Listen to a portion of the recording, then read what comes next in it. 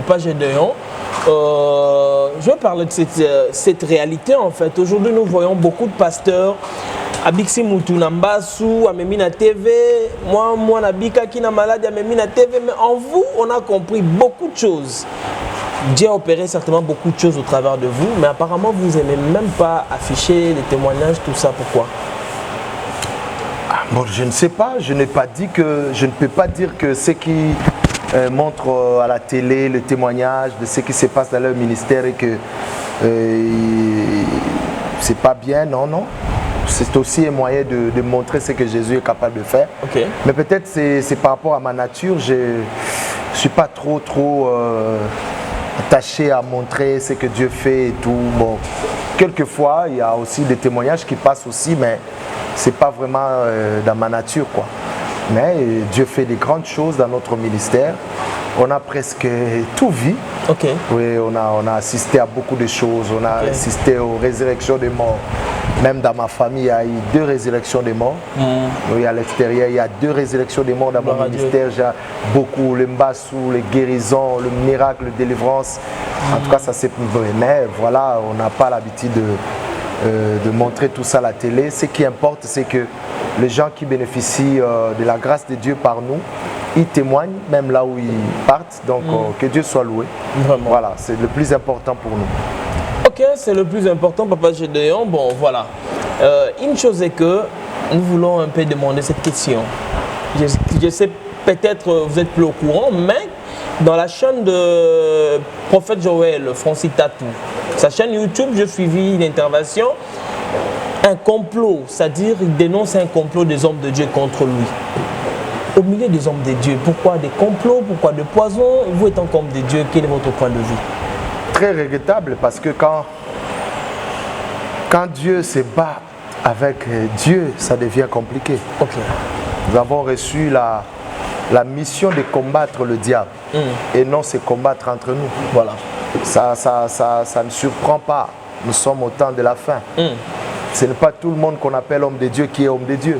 Voilà. Oui, c'est peut-être on appelle maintenant aujourd'hui tout le monde homme de Dieu. Donc quand il y a le complot entre hommes de Dieu, c'est compliqué. Vraiment. C'est compliqué, je déplore et je regrette et je ne sais pas. Et que Dieu me préserve, que je ne puisse pas me retrouver un jour dans ce genre de choses. Voilà. Oui, donc s'il était victime d'un complot, oui, c'est déplorable. Mais peut-être, pour moi, je peux dire pourquoi les faire à la télé. Pourquoi? Okay. Pourquoi? Parce que ce n'est pas la première fois. Okay. Des complots, il y en aura. Il n'a qu'à faire le travail que Dieu lui a donné. Il ne peut pas exposer ça à la télé. C'est aussi donner le munition au diable qui va tirer maintenant pour dire voilà. Ceux qui nous prêchent, les hommes de Dieu entre eux, ils s'entretuent. D'ailleurs, Dieu a dit que non, les autres ont fait un complot contre lui. Je pense que c'est pas vraiment propre.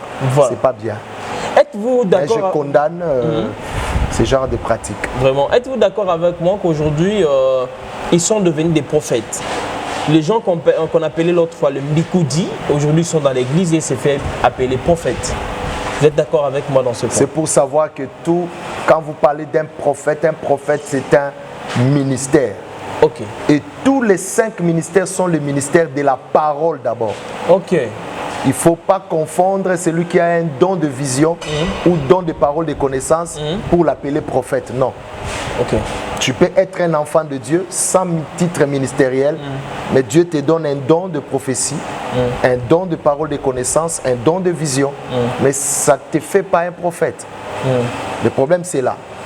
La plupart des gens, il faut les appeler, il ne faut pas les appeler prophètes. Ce sont les gens qui ont un don, mais ils confondent seulement un ministère avec le don. Avec le don. Un prophète, c'est un ministre de la parole, mais avec une particularité centrée sur la prophétie. Papa Gédéon, comment reconnaître une vraie et bonne prophétie? Une vraie et bonne prophétie doit être d'abord vérifiée dans la parole. Ok. Parce que c'est la parole qui est notre boussole. Rien ne peut se passer ou se dire en dehors de la parole de Dieu. Ça, c'est une bonne prophétie. Okay. Et la deuxième chose, la Bible dit clairement, la prophétie est une prophétie, bonne prophétie, par son accomplissement. Tu prophétises quelque chose, quelque temps après, Dieu accomplit ce qui a été dit. Imaginez quand Ange Gabriel vient prophétiser à Marie. Une vierge, il dit, tu deviendras enceinte, tu enfanteras un fils, il n'a pas dit une fille, un fils qui s'appellerait Jésus et tout ça, tout ça. Et si Marie, après le départ de l'ange, ne s'est pas retrouvée enceinte, malgré Marie ne connaît pas Joseph, mais la prophétie s'est accomplie. Wow. Ah oui, c'est là qu'on reconnaît aussi une bonne prophétie. Vraiment. Mais dans la plupart des cas, il faut aussi voir qui prophétise. Ok. Quel instrument Dieu utilise. Aujourd'hui, on assiste à des personnes. Tu regardes, tu vois ça, c'est un bikoudi. Et il n'a même pas la connaissance de la parole. Il n'est même pas assis dans la parole. Mais il est là, il dit. Même le diable prophétise. Ok. Je veux préciser, la bonne prophétie, ce n'est pas quand tu dis des choses vraies.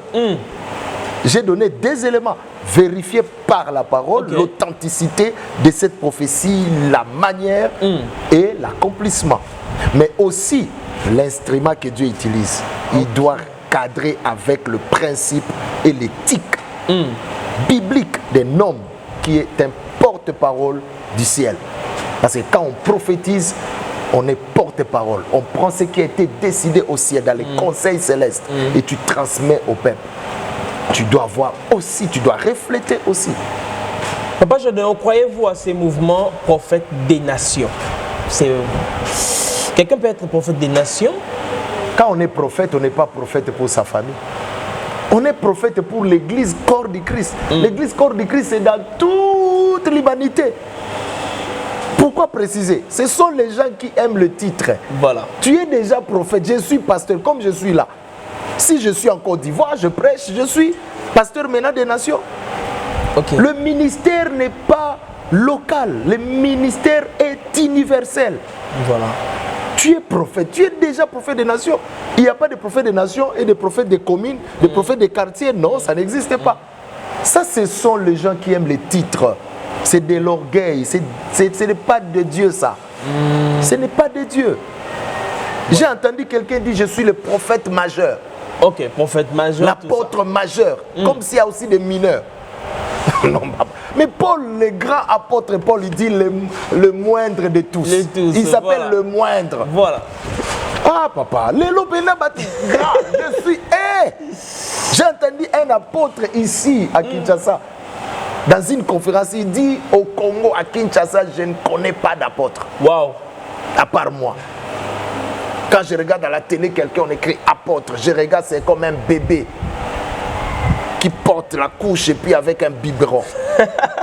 Quel orgueil. Waouh. Quel orgueil. Il n'y a pas de titre. On est apôtre, on est prophète. La grandeur et l'impact de ton ministère dépend de la grâce que Dieu va vous faire. Vraiment. Et plus tu te sens élevé, plus on devient plus simple. Le plus grand doivent être serviteurs de tous. Jésus-Christ a donné cette formule.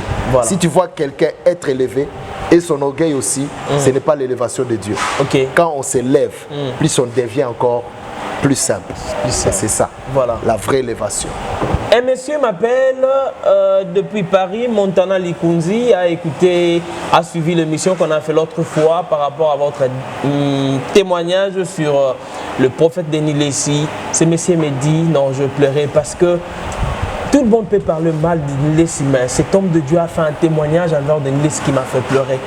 Et si seulement s'il faut regarder la caméra encore une fois de plus, nous dire vraiment à quoi Denis Lessi t'a marqué au sein de témoignage au félicité. Je regarde le côté que les gens ne regardent pas. Ok.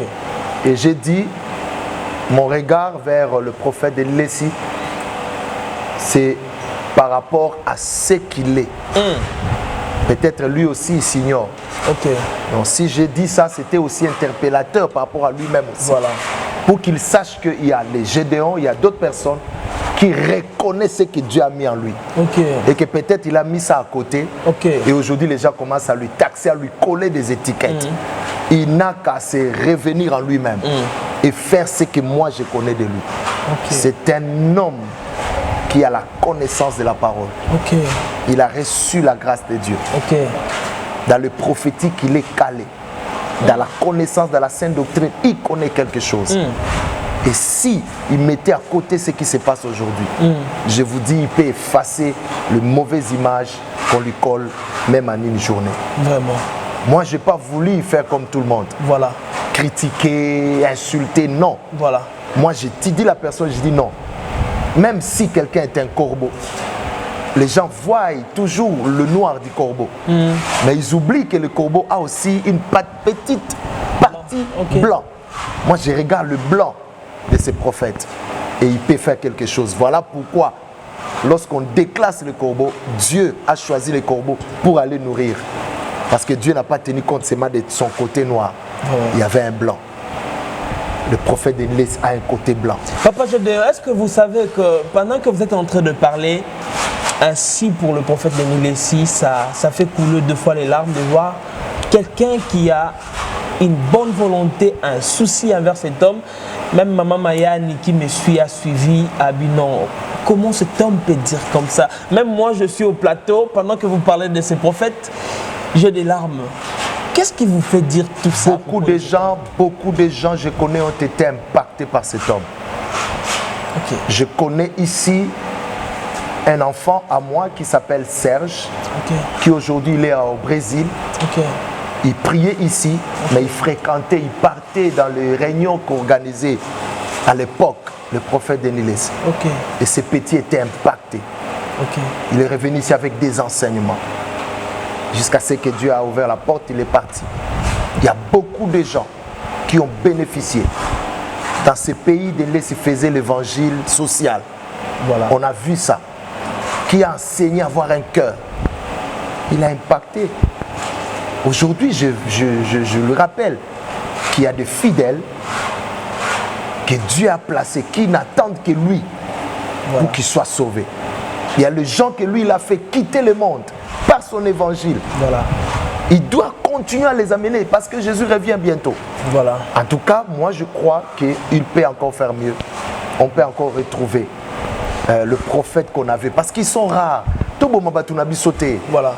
Tout le monde a sauté. Ça fait mal quand on perd des valeurs comme ça. Mais je crois que même les ossements desséchés, il y a eu un moment où Ézéchiel a prophétisé et ces ossements ont repris la vie. Et je crois que cet homme de Dieu, comme tous les autres prophètes qui se sont aujourd'hui peut-être embrayés par des choses, ils peuvent encore faire mieux. Rien n'est tard.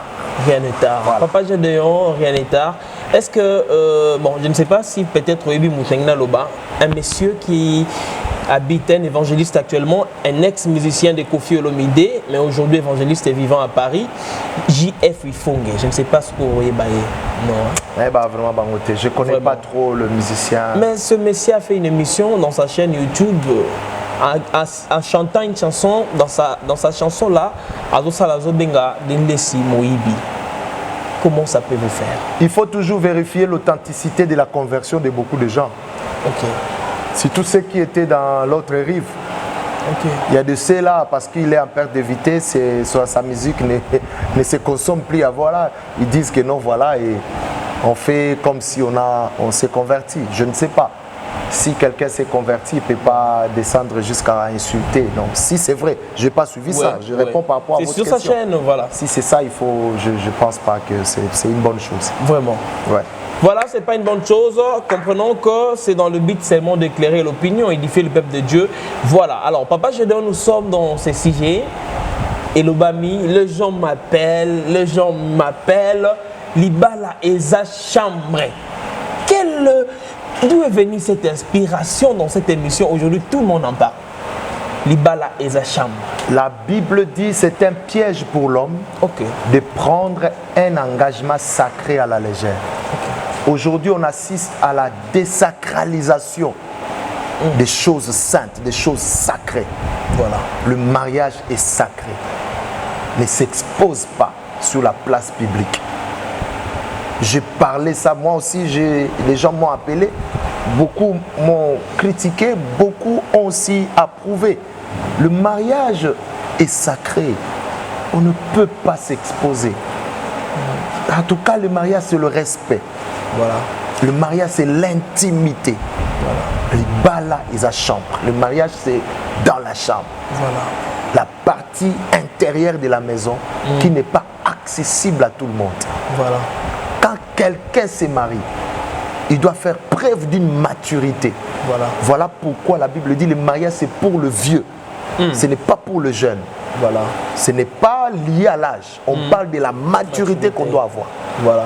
Une femme mariée ne peut pas exposer les problèmes de son foyer à tout le monde, à tout moment. Non.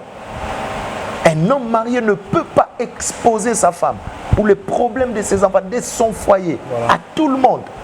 Les réseaux sociaux ne sont pas faits pour ça. Quand on dit Facebook, ça dit c'est prendre ce qui est à vous exposer sur un livre que tout le monde peut lire.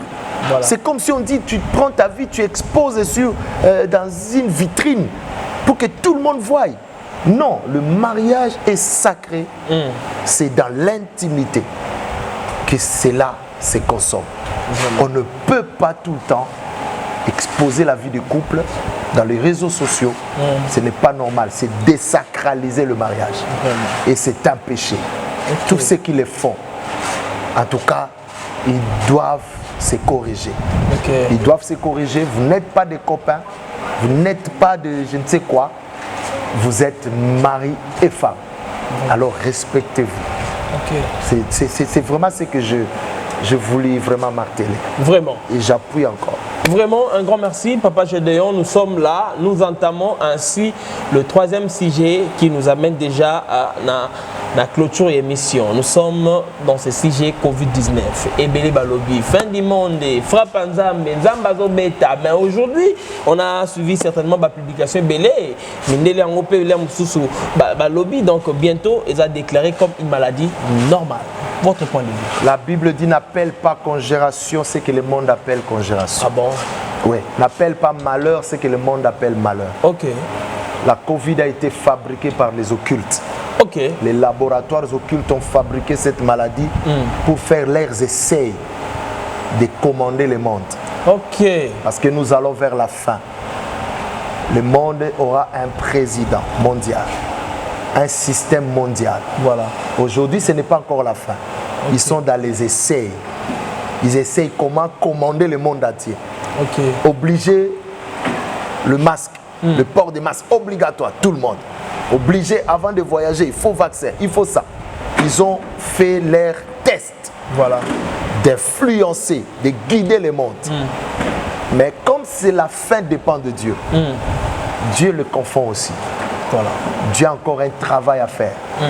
Dieu a encore des gens sauvés. C'est quand vous verrez l'église être enlevée, là vous parlerez de la fin. Mais la Bible me dit dans Thessaloniciens, le mystère d'iniquité agit déjà. Mais il faut que celui qui le retient ait disparu. Tant qu'il y aura encore l'église sur la terre, tant qu'il y aura encore le Saint-Esprit, le mystère d'iniquité, ils peuvent essayer, mais ils ne vont pas dominer. Parce que Jésus-Christ et le Saint-Esprit a le contrôle de l'humanité. Voilà pourquoi aujourd'hui commence à changer de langage. J'ai suivi en Angleterre, le Premier ministre a annoncé que la Covid est devenue comme la grippe, toute maladie. On ne peut pas interdire à celui qui est atteint de la Covid de ne pas entrer dans un resto. Ok. De ne pas. Même le test, sont annulés. Aux États-Unis, on commence déjà à préparer une loi pour annuler tout ça, le port des masques et tout ça. Ils disent que ça devient une maladie normale parce qu'ils ont fini leur test. Okay. Et vous allez voir, quelques temps après, ils vont encore provoquer quelque chose. Je déplore parce que cela a été facilité par le plus haut sommet des nations, la Covid. Ils ont plus impliqué les autorités des nations qui ont fait de cela une loi qui a imposé, qui se sont imposées sur le peuple. Et c'est regrettable. Je loue les hommes qui ont contesté contre ces choses. J'ai appris un président qui était décédé. Ouais, un président, je crois. C'est Namibie Siou. Voilà. Il s'est opposé. C'était le temps où les chrétiens devraient démontrer que nous sommes chrétiens. On ne peut pas suivre le rythme de ce monde et que les occultes ne peuvent pas nous influencer. Parce que lorsqu'on parlait de la Covid, on a oublié que Dieu dit dans sa parole, je suis l'Éternel qui vous guérit de toute maladie. Même la peste, même l'épidémie, Dieu promet, il dit, je suis l'Éternel Dieu qui guérit toute maladie. Où est-ce qu'on avait placé la guérison? Parce qu'on a élevé plus la Covid, on a ignoré la grâce de Dieu, on a ignoré la puissance de Dieu. Voilà pourquoi en Afrique, comme on croit en Jésus-Christ, au Congo, on parlait à la télé de la Covid, mais en réalité, le peuple n'a pas vraiment senti cela parce que Jésus-Christ agit. Il y a même de ceux-là qui ont été atteints de la Covid, mais ils sont sauvés, guéris. Moi, je connais, j'ai prié pour les gens qui m'appellent, ils étaient en Europe. Il dit non papa, je suis atteint de la Covid, je suis mis en quarantaine. J'ai prié au téléphone et Jésus l'a guéri. C'était possible de dire tout simplement, le président des nations, les organisations mondiales, de dire ok, recourons-nous à Jésus-Christ. Vraiment. Pour cette pandémie qui vient de... Et il aurait pu être un moment de faire valoir les qualités et les compétences de Dieu en cette matière de la guérison. Aujourd'hui là, nous bénissons le Seigneur que malgré ces vents, Dieu a préservé. Ceux qui ont cru en ça, ils ont succombé. Et ceux qui ont cru en Jésus-Christ, Jésus gagne toujours. Vraiment. Apparemment aujourd'hui, on vous sent trop... quelqu'un qui vient pour, comment dirais-je, interpeller les gens, quelqu'un qui est trop précis dans ce qu'il dit, quelqu'un qui fait pleurer le cœur, les gens. Dans votre message aujourd'hui, on ne comprend pas, Papa Gédéon. C'est quoi votre vision de l'Église, votre vision pour cette année, pour l'Église du Congo? Je regrette que Christ est mis à côté dans beaucoup de choses. L'Église aujourd'hui commence à s'appuyer sur des choses qui n'ont rien à voir avec l'Ecclésia. Je veux qu'on puisse rétablir, restaurer l'autel de Dieu, selon le modèle de Dieu. Pour que la flamme du réveil, la flamme évangélique, la flamme pentecôtiste puisse encore être réenflammée. Puisse encore prendre encore son intensité. C'est ce que l'Église doit faire aujourd'hui. Aujourd'hui, l'Église est dans autre chose. C'est ce qui nous fait pleurer.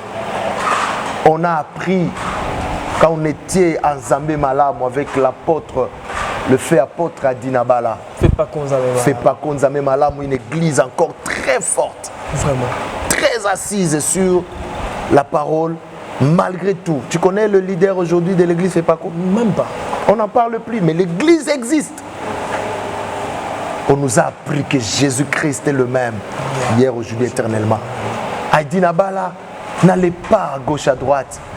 Il ne parlait que de Jésus-Christ. Parlons de Jésus-Christ, l'Église. Vantons Jésus-Christ. Démontrons Jésus-Christ. La Bible dit le monde a soif. Le monde attend la révélation du Fils de l'homme. Le monde n'attend pas nos vestes, n'attend pas nos véhicules, n'attend pas nos tiraillements, nos conflits. C'est ce qu'on assiste aujourd'hui à l'Église. On voit autre chose. Parlons de Jésus. Prêchons Jésus-Christ. J'interpelle l'Église, c'est dans ce sens-là. C'est ce qui m'anime. Il n'y a rien d'autre. C'est ce qui m'anime. Papa Gédéon, merci d'avoir répondu à nos questions. Nous sommes presque à la fin de cette émission. S'il faut regarder la caméra, là c'est un message aux gens qui veulent encore une fois soutenir. Là c'est un message aux pères de l'Église du Congo, s'il faut dire ainsi. Là c'est un message aux fidèles, aux chrétiens en général. Vous direz quoi? Que Dieu le bénisse. Amen. Que le Père de l'Église du Congo reprenne le flambeau et veille sur cette église parce que Dieu les a placés là-bas pour veiller, pour influencer, pour que la flamme, le flambeau ne puisse pas s'éteindre. Qu'ils quittent tout ce qu'on assiste là. Les égoïsmes, le tiraillement, l'envie, les conflits entre eux, qu'ils montrent la voie à nous les jeunes, à nous les fidèles. Que Dieu le fortifie, que Dieu les aide aussi à faire mieux.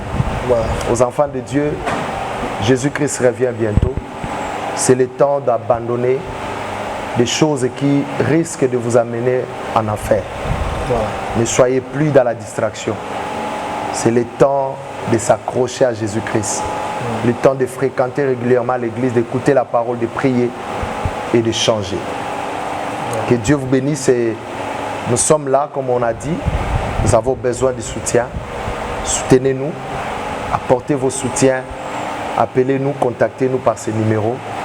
De partout où vous pouvez vous retrouver, nous allons recevoir votre soutien pour l'avancement des lèvres de Dieu.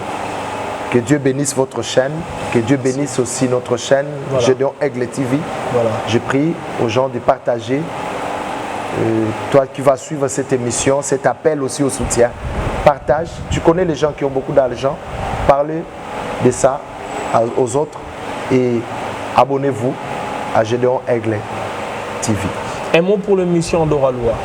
Adoraloua, c'est exceptionnel. Merci. Parmi de milliers de chaînes, parmi de milliers de programmes, Adoraloua fait l'exception, fait la différence parce que vous donnez la place à Dieu. Vous n'êtes pas là que pour dire des choses et tout ça. Je félicite vraiment votre sens de mettre l'accent sur Dieu et l'attention sur nous les hommes de Dieu. Voilà.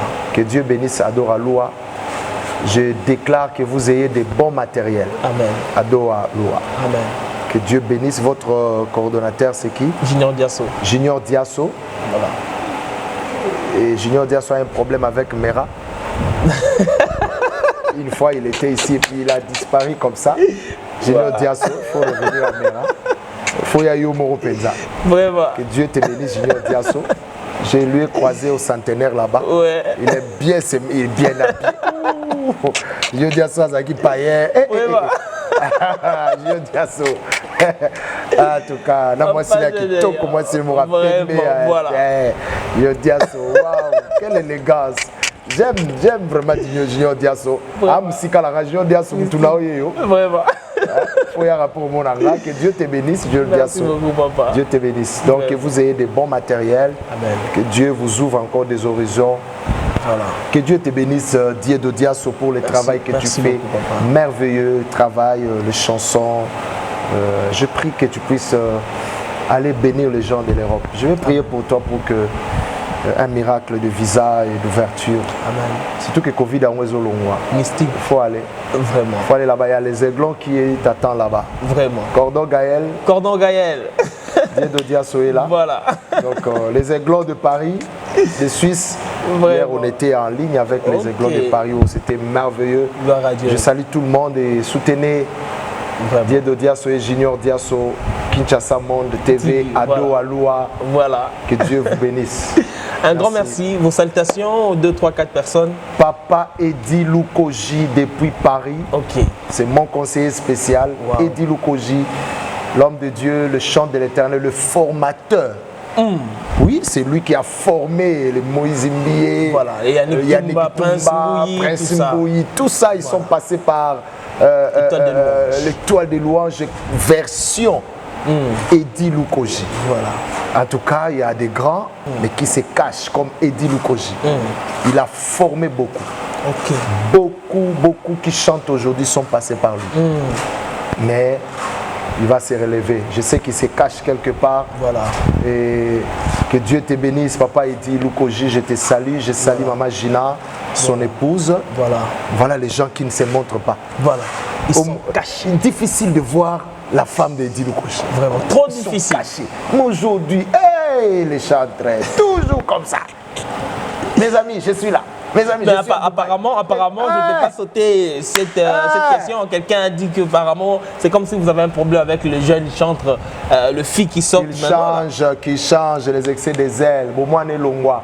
Pas trop de selfies. Vous êtes des stars, vous êtes des gens que Dieu a donné quelque chose. Il faut vous cacher. Apparaissez juste pour transmettre un message. Il ne faut pas parler n'importe comment. Je suis dans Edi Lukoji. Que Dieu te bénisse, l'homme de Dieu. Voilà. Et je salue papa Stone Leja. Waouh, bah chantre Bazali. Stone Leja, c'est son thé qui ont bougé. L'évangile, quand il y avait encore l'évangile, le gel, GAC, Il y avait quoi encore, les Tambouetici, c'était il y avait des groupes merveilleux. Et Stone Leja, que Dieu te bénisse, et Maman Poupou, son épouse. Et merci parce que Stone Leja, un miracle s'est passé. Il est passé dans beaucoup de situations compliquées de santé, mais aujourd'hui Dieu l'a rétabli. Voilà. Que Dieu vous bénisse. Je salue Papa Bajija. Bajija, il est quelque part au Tchad, il fait un tour à Paris. Dernièrement, je le vis, malgré il ne me contacte plus, mais je sais qu'il va suivre l'émission. Que Dieu le bénisse et Maman Mimi, que Dieu bénisse tous les aiglons de Paris, que Dieu vous bénisse. Eliel Bajija Ngongo, je te salue encore. L'autre fois, il était très content, Eliel. Gloire à Dieu. Eliel, c'est mon fils. Eliel, ouais, je connais. Petit de l'aigle, il était content. Il m'a dit, mais non, tu m'as fait un libanga. J'ai dit, oui, petit. Tu as un libanga, que Dieu le bénisse. Mes collaborateurs, que Dieu bénisse. Rebecca Moseka, que Dieu la bénisse. Ma trésorière, que Dieu bénisse encore Samy. Samy Décor. Avec Junior 10M. Junior 10, Junior doit chanter. Il a oublié qu'il chante.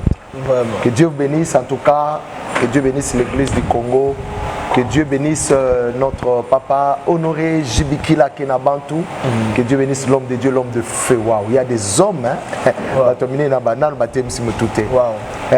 bientôt là, on parlera de l'évangile ici, on va compter aussi parmi ces gens-là. Honoré Jibikila Kenabantu. Voilà. Que Dieu bénisse l'homme de Dieu. Papa Pacifique Ilosio, un grand soutien pour moi. Papa Pacifique Ilosio et sa femme, sa merveilleuse épouse Espéchiza. C'est une amie à moi, une sœur à moi, une collaboratrice à moi que je salue. Espéchiza, Fred, tu m'as appelé hier. Rachel à Paris, sois béni et Armand. Je vous bénis tous. L'évangéliste Jean-Willy Ilunga. Je le bénis aussi depuis Paris. Je ne sais pas, il est tout le temps à Paris, Kinshasa ces derniers temps. Je crois qu'il est à Paris ou à Kinshasa. Que Dieu le bénisse et couple Kalonji. Que Dieu bénisse maman Régine, mon père, papa Maurice Kabangou, bonne guérison. Et ma mère Kabangé Véronique et tous mes frères et sœurs. Que Dieu bénisse Gevon et tout le monde. Que Dieu bénisse. Il y a beaucoup de gens. Gevon esthétique. Dieu bénisse. Il y a Gevon esthétique. Donc la collation c'est pour ce samedi. Vraiment. Donc Dieu nous serons là. Vraiment. Tu es invité aussi. Philo Moulanga. Pour Kanelangate. Que Dieu te bénisse et à très bientôt. Voilà, à très bientôt. C'était votre émission d'Oraloa. Continuez de vous abonner massivement. Jetez un coup d'œil sur la chaîne Gédéon Aigle TV. Abonnez-vous, un coup d'œil encore sur la chaîne Dié de Dias officiel. J'arrive à Lubumbashi. Ok, Lubumbashi. J'arrive déjà. Okay. La semaine qui vient, je serai à Lubumbashi.